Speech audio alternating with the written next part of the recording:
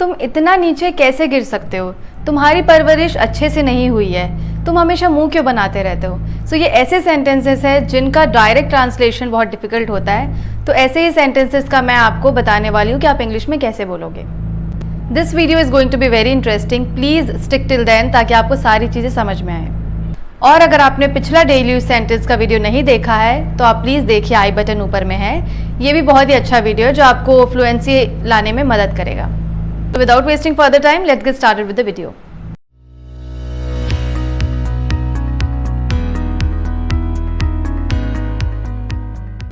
अब हम ले लेते हैं पहला डेली यूज स्ट्रक्चर। जैसे कि हम हमेशा बोलते रहते हैं कि तुम इतना नीचे कैसे गिर सकते हो, तुम इतना नीचे कैसे गिर गए, तो इसके लिए वर्ड होता है स्टूप सो लो। अब एक एक करके सेंटेंस ले लेते हैं। अगर आपको बोलना है कि इतना नीचे मत गिरो तो आप बोलोगे don't stoop so low, don't stoop so low.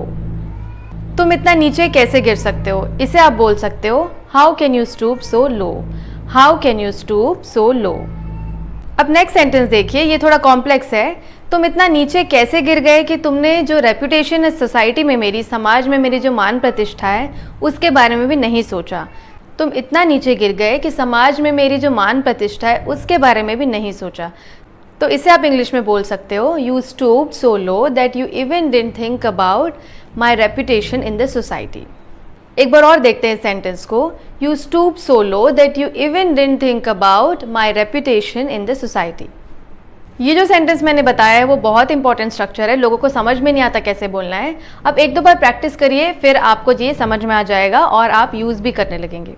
अब नेक्स्ट स्ट्रक्चर लेते हैं परवरिश पालन पोषण से रिलेटेड।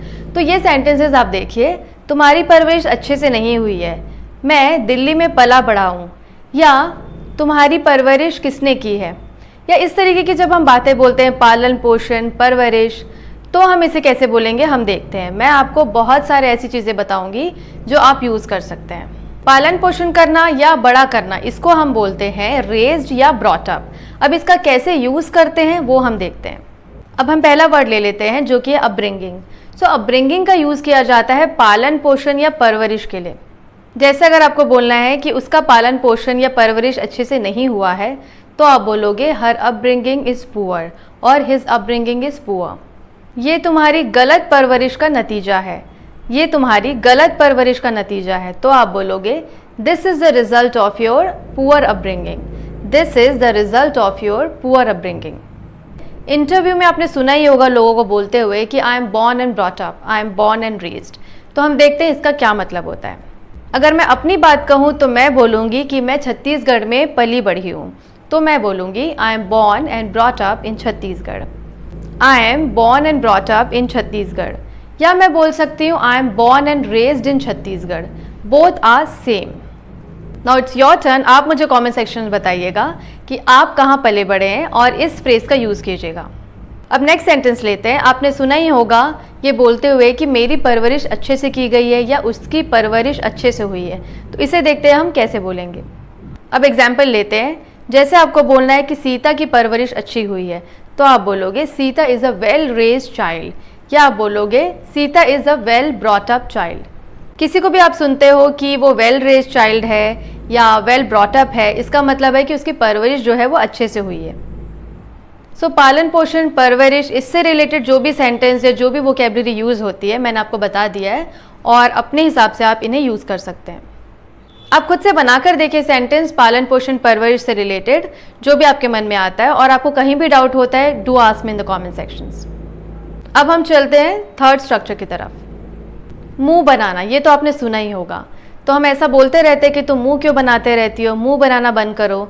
सो मुंह बनाने का मतलब होता है कि इंटरेस्ट ना दिखाना, थोड़ा अजीब से फेसेस बनाना कि मुझे कोई इंटरेस्ट नहीं है, थोड़ा अलग सा बिहेव करना, ठीक है। तो ऐसे इंसान को हम बोलते हैं कि तुम मुंह क्यों बनाते रहती हो, तुम हमेशा स्माइल क्यों नहीं करते हो।